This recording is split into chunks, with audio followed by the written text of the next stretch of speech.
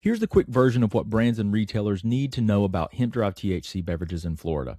Florida is a great market for compliant Delta-9 beverages, but the rules around testing, labeling, packaging, and age verification are important. Florida is an open market for compliant hemp-derived Delta-9 beverages as long as it meets Florida's hemp extract rules and as long as the sales are limited to adults 21 and older. Florida also doesn't currently have a state milligram cap per beverage, so the 5 and 10 milligram beverages that you commonly see and even higher dose drinks can still make sense when the product's made correctly. One of the reasons that Florida is interesting is the wet weight standard. So for hemp extract products like beverages, Florida measures the THC percentage against the full weight of the finished drink. So that means the liquid in the can counts. So a typical 5 or 10 milligram beverage sits far below Florida's current 0.3% total Delta-9 THC limit. And that gives brands more flexibility with dose than they may have in states that use a stricter dry weight calculation for beverages.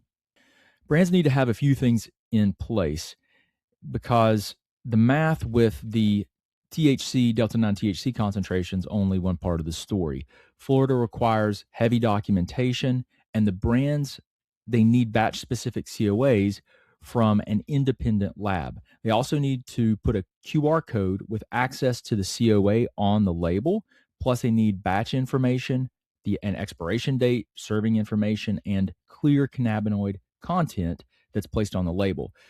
And that's important to understand that Florida is not a potency-only COA market.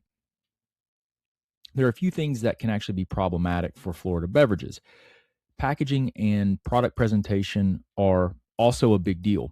The product needs to meet child-resistant packaging rules, and the design can't look like it's aimed at kids. That means no cartoons or candy imitation, or really you need to be thinking, does this look attractive to a child? And there's another interesting thing with Florida is the color of the beverage. So if food colorings are added, then you need to be careful because colored beverages can work, but brands need to really be careful about whether the color is coming naturally from the drink ingredients or being added to make the product look more colorful.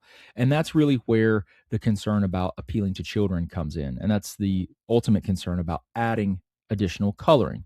So the big picture is this: Florida is one of the largest state markets for hemp-derived Delta-9 beverages.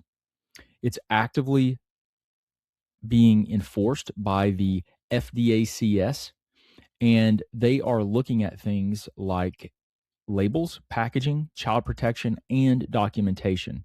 If you want to get the full guide at Next Level Leaf, just go to our website.